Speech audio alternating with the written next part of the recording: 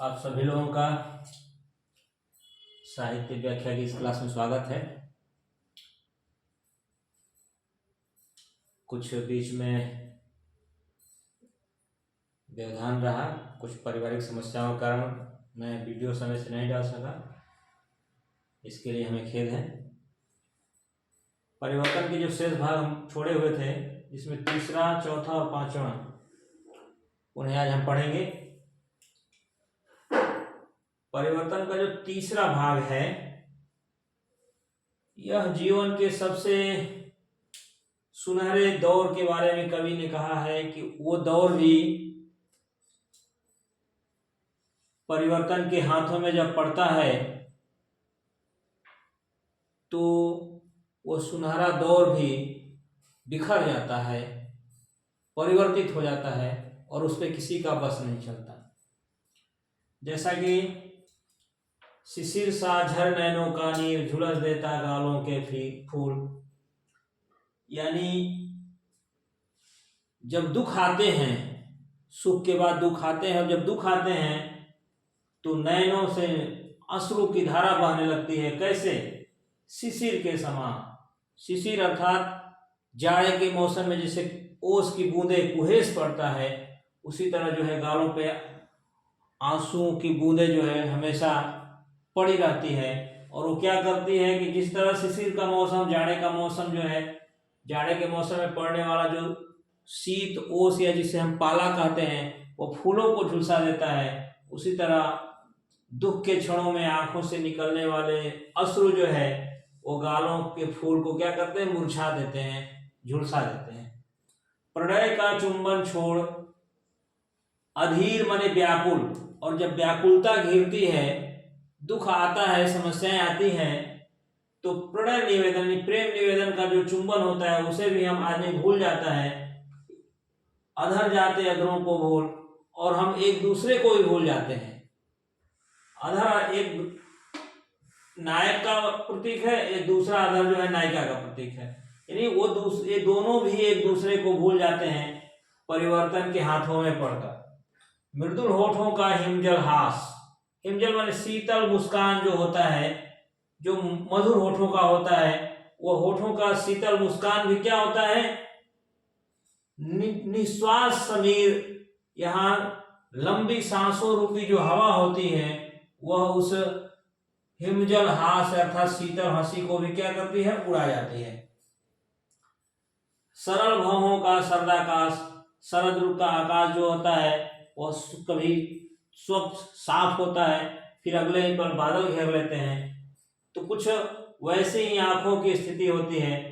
कभी जब हम अपने सुख के पलों को याद करते हैं तो आंखों में प्रसन्नता होती है, लेकिन अगले ही पल जब दुख घेरता है तो क्या होता है? वो घेर लेते घन घिर गंभीर, यानी जैसे बादल आसमान को, साफ आसमान को घेर लेते हैं, उसी तरह आंखों में आंसू के बादल जो है घेर लेते हैं, गंभीर स्थिति उत्पन्न हो जाती है। और क्यों होता है? परिवर्तन के हाथों में पड़कर। अर्थात कभी भी एक स्थिति नहीं होती, वो बदलती ही रहती है। आगे देखते हैं क्या क्या परिवर्तन होता है। शून्य सांसों का विधुर वियोग, यहाँ हालांकि बाद में भी हम अलंकार की बात करेंगे, फिर भी मैंने नोट कर दिया है। यहाँ रूपक है निश्वास समीर, लंबी सांस रूपी समीर जो है। यहाँ विधुर वियोग ब की आवृत्ति अनुप्रास है। व्याख्या देखते हैं, फिर एक बार हम उसको भी चर्चा कर लेंगे बाद में। शून्य सांसों का विधुर वियोग माने शून्य सांस, शून्य माने आसमान भी होता है, शून्य माने जिसमें कुछ भी ना हो, यूं ही केवल सांसें चलती हो, तो का विधुर वियोग, वियोग का लंबी लंबी सांसें, बड़ी बड़ी सांसें जो है। छुड़ाता अधर मधुर संयोग, अधरों का जो मधुर संयोग होता है उसे क्या करता है? छुड़ा देता है। मिलन के पल केवल दो चार, विरह के कल्प पार। और इस प्रकार हमने देखा इस पद में भी और इस पद में भी कि मिलन के केवल दो चार पल होते हैं, और उसके बाद वियोग का पल आता है और वह अपार होता है, जिसकी कोई सीमा नहीं होती। और ऐसा होता क्यों? परिवर्तन के कारण, जो कि एक नियम है, शाश्वत नियम हम जिसको कहते हैं, जो हमेशा रहने वाला है, कभी परिवर्तित नहीं होता।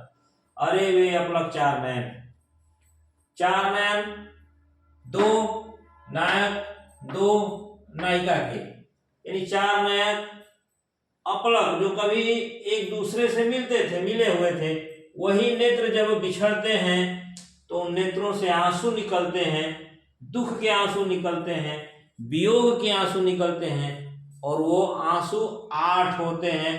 थोड़ा सा कवि की कल्पना है, यद्यपि देखा जाए तो सामान्य अवस्था में, सामान्य रूप से रोने की अवस्था में हमारे दोनों आंखों के कोने से ही आंसू निकलते हैं, लेकिन कोई बहुत ज्यादा जब रोता है, बहुत तेज से रोता है, उसकी आंखें जब भर आती है और जब आंखों को, पलकों को मुलकाता है, ऐसे झपकाता है, तो आंखों के दोनों कोने से जो है आंसू टपकते हैं।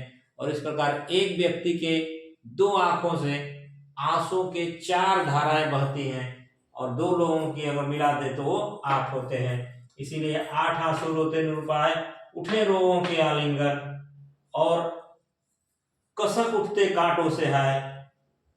और आलिंगन की अवस्था में जो रोमांच होता था, वही रोओं का उठना अब कांटों जैसा लगता है, हाय। तो ये था जो है जीवन के सबसे मधुर, सुखद, सुनहरे दौर के बारे में, जो कि परिवर्तन के हाथों में पड़कर दुख के रूप में परिवर्तित हो जाता है। अब आगे देखते हैं सामान्य जीवन के बारे में। कवि चौथे पद में बताता है कि किसी को सोने के सुख साच, यानी किसी को, यदि किसी भी व्यक्ति को किसी भी प्रकार से आज यदि बहुत सुख मिल जाए, इतना सुख मिल जाए कि हर सुखो साजो सामान उसके पास उपस्थित हो जाए, सुख का सारा सामान उपस्थित हो जाए, लेकिन उसी व्यक्ति के साथ क्या होता है परिवर्तन के कारण? मिल गया यदि ऋण भी कुछ है, ऋण माने होता है उधार, यानी कुछ उधार आज दे दिया, समय ने हमें सुख, समृद्धि, वैभव अगर दिया है तो वो एक तरह से उसका दिया हुआ क्या है? उधार है। और हम, जाहिर सी बात है कि जब हम किसी से कुछ उधार लेते हैं तो उस उधार को चुकाना पड़ता है, और वो चुका लेता है दुख कल ही ब्याज।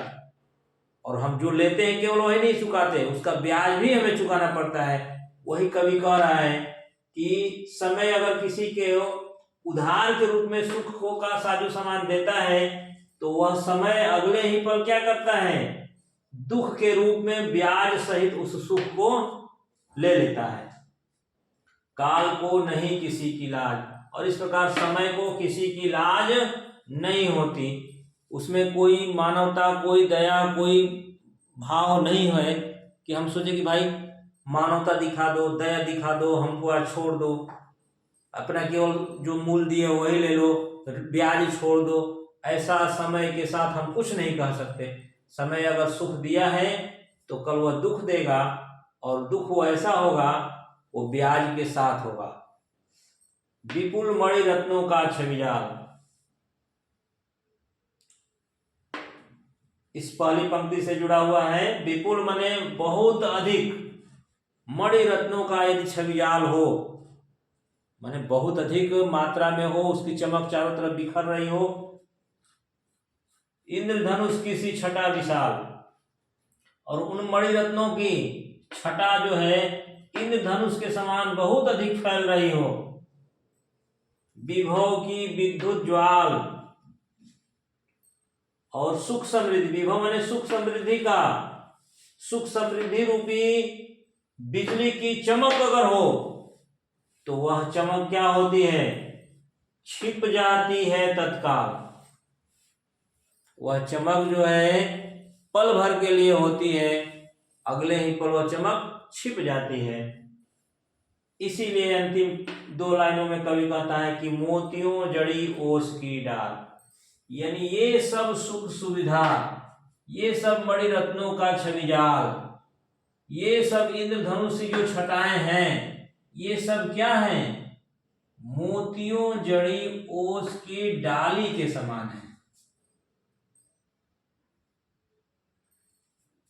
पेड़ों पर, पौधों पर, पत्तियों पर, यहाँ तक कि हम सुबह सुबह जब निकलते हैं तो जो घास के तिनके होते हैं उनके नोकों पर ओस की बूंदें टिकी होती हैं, लेकिन वो क्षणिक होती हैं, वह हमेशा रहने वाली नहीं होती। उसी चीज को कवि कहते हैं कि मोतियों जड़ी ओस की डाल, हिला जाता चुपचाप बयान। और हवा जो ही आती है तो उस ओस की डाल को, यानी ये सुख समृद्धि, ये रत्नों का छवि जाल, ये जो है वैभव सुख समृद्धि की बिजली जैसी चमक, ये सब जो है क्षण भर में समाप्त हो जाता है। बयार का यहाँ हम दो अर्थ ले सकते हैं। बयार माने होता है हवा भी होगा, और एक अर्थ होगा समस्या या मुसीबत, मुसीबत भी होगा और समस्या, दुख।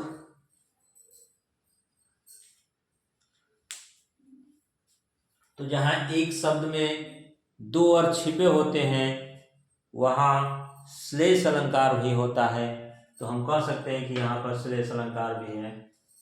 अब इसके बाद पांचवा पद, खोलता इधर जन्म लोचन। बहुत बहुत ही कवि ने बहुत गंभीर, बहुत ही गूढ़ बातें की है। यद्यपि इस बात को सभी लोग समझते हैं, लेकिन समझकर भी लोग उसको समझना नहीं चाहते। उसी को एक बार देखते हैं कि खोलता इधर जन्म लोचन। आदमी इधर जन्म लेता है और आंखें खोलता है, और होता क्या है, वास्तविक क्या है कि मूदती उधर मृत्यु क्षण क्षण। लेकिन वो जो आंख खुली है जन्म के समय, वो आंख हर पल मुदती जा रही है, बंद होती जा रही है, जिसका कि किसी को समझ ही नहीं होता। यदि इसको हम दूसरे रूपों में समझें तो जन्म के साथ ही व्यक्ति मृत्यु के मंजिल की तरफ बढ़ना शुरू हो जाता है, यानी मृत्यु के नजदीक धीरे धीरे हर पल वो जो है पहुंचता रहता है। यद्यपि जीवन में आने वाले कुछ अवसर, कुछ खुशियां ऐसी होती हैं कि हम मृत्यु का ख्याल ही नहीं करते, हमें ये सोचने का अवसर ही नहीं होता कि हमें एक दिन मृत्यु को प्राप्त होना है, इसीलिए हम उस खुशियों में भूले रहते हैं। लेकिन सच ये होता है कि हर पल हम अपने मृत्यु के, अपने अंतिम समय के निकट पहुंचते रहते हैं। उसी को कवि यहाँ पे दो लाइनों में कह दिया है, खोलता इधर जन्म लोचन और मूदती उधर मृत्यु क्षण क्षण।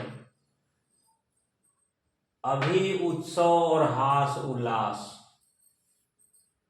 अभी कब, जब जन्म लेता है व्यक्ति, आंखें जब खोलता है तो क्या होता है, उत्सव होता है, हास उल्लास होता है, प्रसन्नता होती है। और जब मृत्यु आंखें मूंदती है, यानी जब मृत्यु आती है, तब क्या होता है, अभी अवसाद, अश्रु उच्छ्वास। और अगले ही पल क्या हो सकता है, अवसाद। दुख में जब आदमी कुछ भी सोचने समझने की क्षमता खो देता है, वो अवसाद की स्थिति होती है। आदमी इतना दुखी हो जाता है कि किसी से कुछ बोल नहीं पाता, किसी से कुछ कह नहीं पाता, केवल स्वयं में रहता है। वो स्थिति अवसाद की होती है। और उस अवसाद की स्थिति में जब आ जाता है तो उसके आंखों से केवल अश्रु निकलते हैं, उसकी सांसें लंबी, उच्छ्वास, लंबी सांसें, ऐसे इस ढंग की जो सांसें हैं, उच्छ्वास है। तो ये क्या है, परिवर्तन। ये सब परिवर्तन के कारण कभी कहता है कि कोई भी चीज चिरकालीन नहीं है, लंबे समय तक के लिए नहीं है। हर चीज, हर स्थिति, हर परिस्थिति अगले ही पल बदलने वाली है, और वह कब बदल जाए इसका कोई निश्चित समय नहीं है, क्योंकि काल को किसी की लाज नहीं है, उसे किसी का ख्याल नहीं है। उसको जब आना होगा तभी आएगा, नहीं आना होगा नहीं आएगा। तो आज के लिए बस इतना ही। इससे पहले की जो मैंने वीडियो डाले हैं यदि आप लोगों ने देखा है, लेकिन कमेंट करके ना उसमें कुछ कमियां बता रहे हैं, कुछ सुझाव नहीं दे रहे हैं। यदि आप लोग इस पे ध्यान दें तो मेरा उत्साहवर्धन होगा, और हम चाहेंगे कि आप लोग लाइक भी करते रहें। धन्यवाद।